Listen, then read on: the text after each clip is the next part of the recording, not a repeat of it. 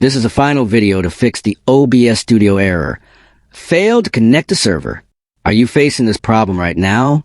Many users get stuck when OBS cannot connect, and it usually happens because of network issues, wrong server settings, or firewall blocks.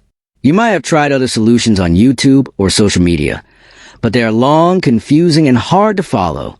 On Rexist, we have a simple trick that fixes this error quickly without wasting your time. This method works even if you're not tech savvy. If you want, I can make a full step-by-step tutorial showing exactly how to do it.